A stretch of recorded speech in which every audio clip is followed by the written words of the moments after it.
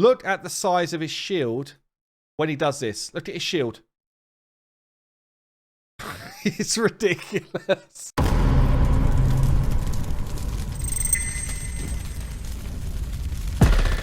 Let's take a few seconds to appreciate the artwork. Look how good this guy looks. Hey guys, I am Hell Hades. This is a Raid Shadow Legends video. And we are going to build out my Soulless. So I got Soulless a couple of weeks ago when I was pulling some Void Shards. Totally lucky. It was my Christmas shard pull. And I was like, damn. Out of nowhere, I pulled a 10 pull on Voids. And out popped Soulless. Come on, give me something. Oh, yes! Soulless! Yes! Merry Christmas, one and all! G Fuel does it again. Soulless! Woo! That's big. That's a big pull right there. Damn, that's a good one. That is a good one. Who is the hardest hitting defense-based champion in the game. And honestly, like one of the best top tier Plat Arena nukers. Because not only does he hit like an absolute truck, he can also take a hit. He's like that. Is that all you've got? He can take a knock. So let's have a look at Soulless. I'm going to build him out today. I love this skin. Raid do such a good job on the visuals. Honestly, so cool. So Soulless, what's he all about? So he's got an A1, 35%, goes up to 50. 50 is actually pretty good. Chance of placing a stun for a turn. So 50-50, is he going to stun someone, yes or no? And honestly, if you're playing against arena opponents, generally they don't build for resistance. So you don't really need to build, unless you're against a resistance team, obviously, but you don't really need to build for accuracy to sometimes get this stun off, yeah? If you're up against a Trunda or any old nuker, a Skull Crown, chances are they didn't build more than 100 resistance.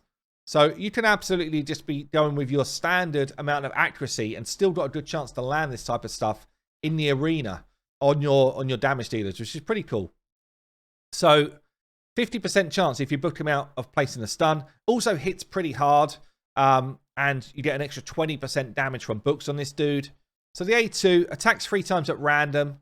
No one likes an attack 3 times at random type ability, honestly. It's annoying, especially for a Void Legendary. Make this another AoE and it'd be like that. Yes. But anyway, each hit, when booked, 100% chance of removing a buff. One buff. Places a provoke for 1 turn if a buff's removed. So again, in normal content, you'd build him with like a couple of 100 accuracy, 230 accuracy, and he would be doing this. He's got to remove a buff to place a provoke. So it's not like you're going to be placing provokes all the time, but it's still not a bad ability. But this is where he shines, is A3. So you get 10% more damage from books. You definitely want to get this first book, if nothing else. The first book is where it's at. AoE ability increases the duration of all debuffs on each enemy by 1 turn. I actually didn't even realize this was part of his kit, by the way. Pretty nuts. So he's got a ability to just improve all debuffs. Then he puts a provoke on everyone for a turn. And he smacks them. Places a shield on this champion for 2 turns equal to 30% of the damage that he does. It increases by 10%. This is the important part. 10% for each debuff on the target. So if you're just going out there with a dry smack, no debuffs out there, he's going to hit for a decent amount, an okay amount. But if you've got like 2 debuffs on every target, he smacks. If you've got like 4 or 5 or something, then it is the hardest hit in the game. Yeah, so it all depends on how many debuffs are out there. So if you're pairing him with someone like a Calvalax, who just instantly puts 4 poisons out there first, I wish I had Calvalax to try this out, then, I mean, this hit would be insane. But kind of like the worst case scenario is that you want to have someone like a Madame on your team that removes all buffs, puts out 2 debuffs at least, and then he comes in and hammers it home.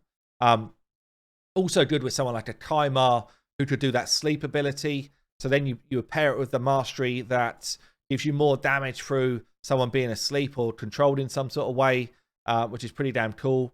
In terms of mastery setup, I've just gone with like a standard NUKER type of setup. But this one is important for this build, Opportunist.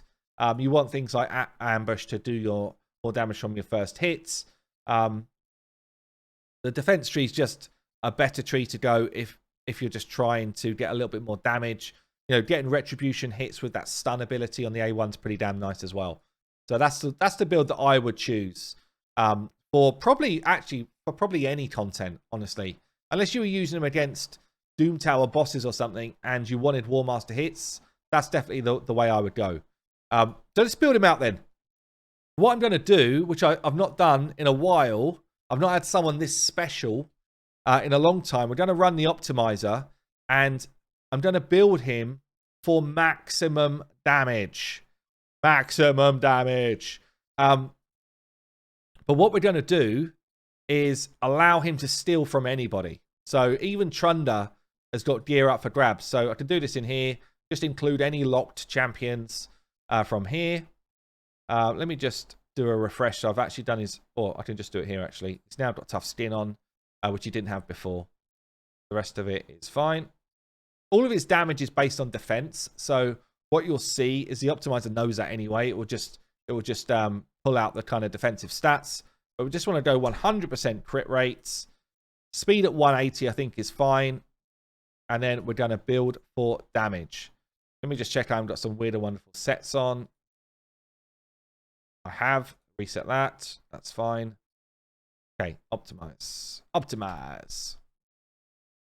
And what we should see is a Savage gear come back. And it might be that I don't even steal from Trunder because Trunder's going to be having stats with a lot of attack on it, whereas Soulless is all about stats with defense on. Let me just see here. So this is going to tell me under skills what sort of damage the Reign of Terror would do. Albeit, I don't know. I actually don't know what we've got factored in here for the amount of debuffs we think are going to be out there for this mechanic. But let's see here. So we've got a 5.7k defense with 180 speed, 247 crit damage. And you see what I said there about the accuracy number? Still 174. Even though we've not asked it to look for accuracy. This is putting on Cruel gear and Savage gear. It's not even stealing from Trunder. Because Trunder gear doesn't make sense to him. Which makes it even better, honestly. It makes it way cooler for me. Because now I've got two options really well geared. You're probably like, why would you put Cruel on him when he's a defense-based champion? So, you know, he doesn't scale from attack in his skills. Yeah, defense, defense, defense. So that extra bit of attack we're getting from Cruel, why would you do that? It's actually because of the way it ignores defense. So Cruel will just give you an extra percentage of ignore defense. If, when we were doing the build, let's just do the build again. If I said here, in terms of the enemy's defense number, I brought it right down, it probably wouldn't look for Cruel.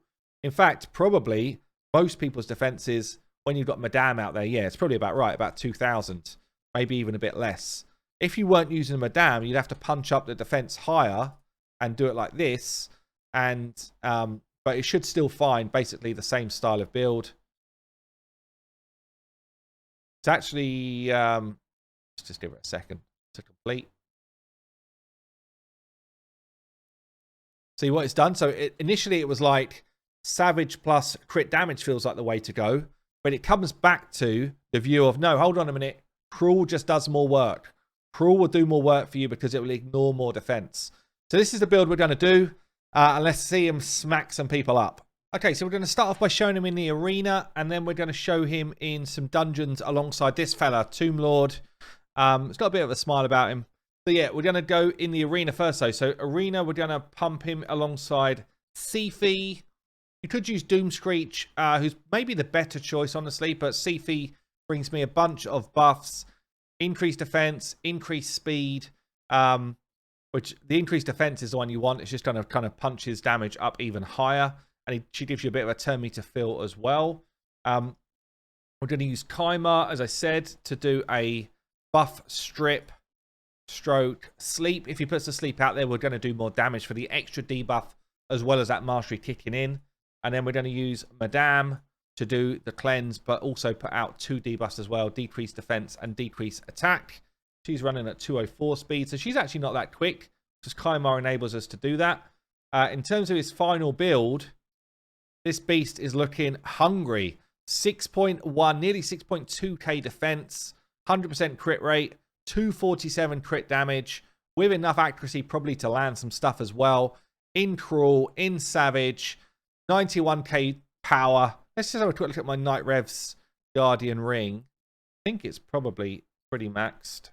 Night Revs. No, I'm actually 8 out of 10, so I've got space for an extra 10 speed if I had one more double up here. But there you go. Night Revs are going to get a bit of a boost to their faction war team as well when that comes around. Okay then, let's jump in and do some nukage. So in terms of instructions, Kaimar, I want you to open with your sleep ability. Madame, she should do this anyway, but open and first choice on the old Midnight Ritual. Soulless, come in with the nuke, my friend. And Sifi, do your buffs. Let's go. Let's go. And then let's just sit back and watch the numbers roll in. Got to sleep off on a couple. Well, we're taking a knock. We're taking a bit of a knock there. Didn't do a lot, though. 200k in the dirt goes Team 1. What's so cool about this team, so cool, is that you can take the knock and you don't even care. With Trunda, honestly, my biggest fear is that someone like a Candy comes up against me, 200k, and just sits her down. And if she sat down, that's it.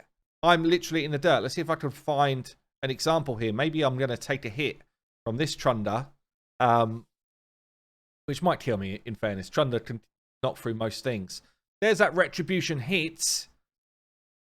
I've got decreased defense on me now. And this is what's quite cool about this build.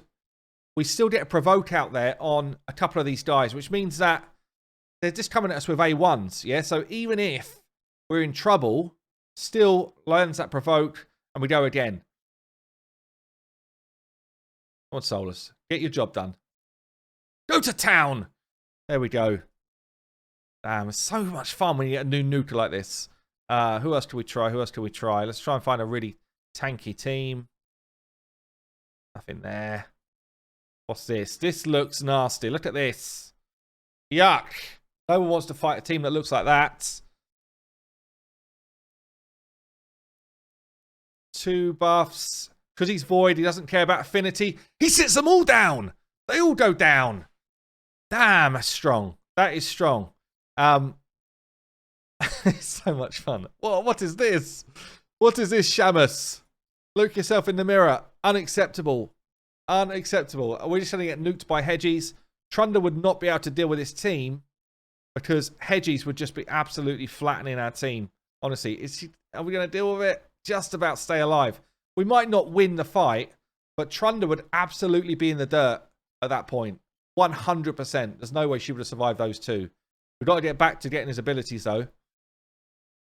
He's got his A1s. At least his A1s can land a stun. So it's like, it's not a nothing A1, actually. Oh, we did die, though.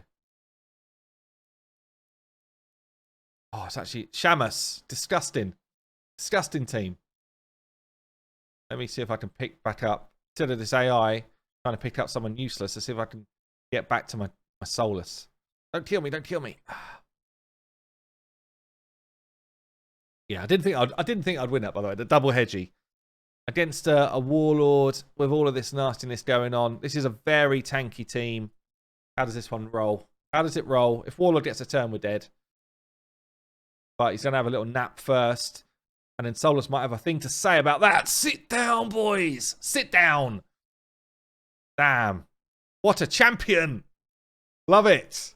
Absolutely love it. So in the arena, he is an absolute beast. Oh, man, that is disgusting how strong he is. So let's see what he can do elsewhere. Let's take him in for a bit of a spin.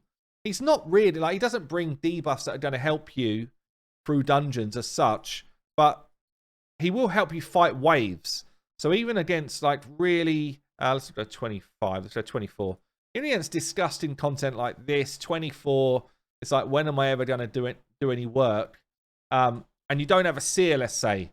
Worst case scenario, you don't have a seer. Tomb Lord becomes really big when he partners with this guy. What's his defense and faction grips? 44%. That's so much.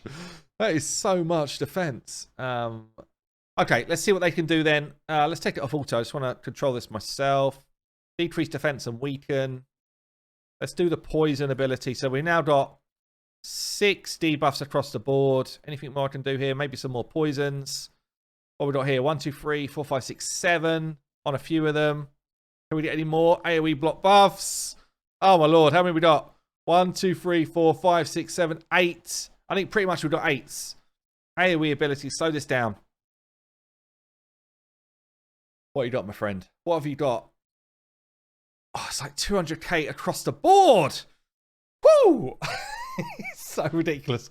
He's way better in Arena. I'll be honest with you. Arena is his spot, but damn. And did you see? Hold on a minute. Hold on a minute. Let's go back to that. I was concentrating on the damage, not on him. Look at the size of his shield when he does this. Look at his shield. It's ridiculous. The 30% shield is absolutely bonkers. So he could come in, he could get your provokes out, he could do a bunch of damage. It takes him a while to cycle back to that ability, and the rest of his kit is way worse. It's like way worse. So, you know, for wave content, that's pretty much what he's doing. He's going to nuke a wave for you. He'll big himself up with a nice shield. Against a spider, I guess, in fact, we could show it. Against spider, he's going to be drawing all of that damage on himself. So, you know, if you're struggling to get through spider 20, for example, spider 24, and you're like, and you don't have a team that's just going to kind of nuke their way through it, then he can just be your barrier for a while. So you'd probably end up with a team like this. Maybe this is Armiger or whoever, but maybe this could be Drex instead of Geo. But basically, you want you're basically sharing the tankage between Soulless, who's doing the AoE provoke, and Geo, who is the natural target because he's the negative affinity. And between the two of them, they deal with it fine. So look at the size of the shield that Soulless has got. If the spiderlings do come after him, then he's absolutely never going to die. Like, there's no way he's dying. And if they come after Geo, when they hit Geo, we get the damage from his burn. So anytime a spiderling hits Geo, there's a chance to proc his HP burn tick on the boss, which is where most of your damage will come from. So between the two of them, they spread it out nicely. And it means that Syl can keep them both up just from her passive heal that she does just from having a turn. So this is the type of team I think you can build. This is level 24 here.